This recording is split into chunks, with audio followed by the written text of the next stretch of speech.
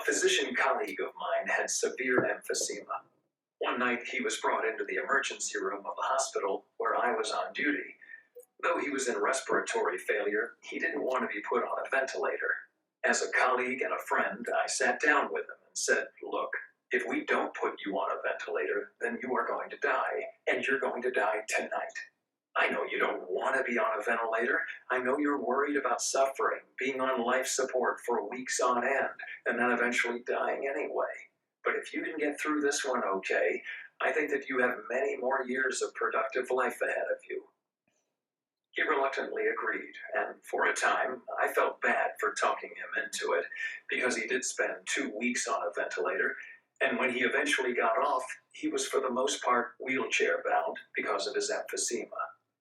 He could walk short distances inside his house, and on a good day, he could walk out to his mailbox or onto his driveway to pick up the newspaper, but he was in bad shape and getting worse.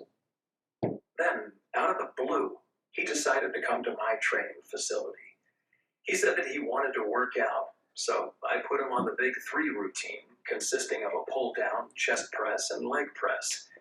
This routine gradually strengthened him. With his increasing muscle strength, the amount of respiratory support he required to accomplish a given level of muscular exertion started to fall, because he was stronger. He worked out once a week, and we trained him to the point where we doubled his strength. As a result, when he needed his muscles to perform a level of work that previously would have required him to recruit all of his available motor units and left him exhausted, he now had to recruit only half that amount. Consequently, his heart and lungs now had to support the work of only half the motor units that they had to before, which amounted to far less work for his respiratory system. Rather than dying that night in the ER, my colleague lived for another 6 years, and he lived a fully functional and ambulatory life, never requiring a wheelchair again.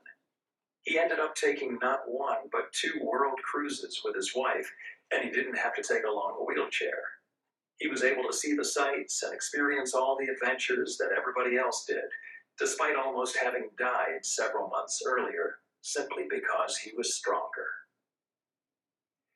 Muscle is the body's richest source of mitochondria, the oxygen-producing component of all cellular tissue.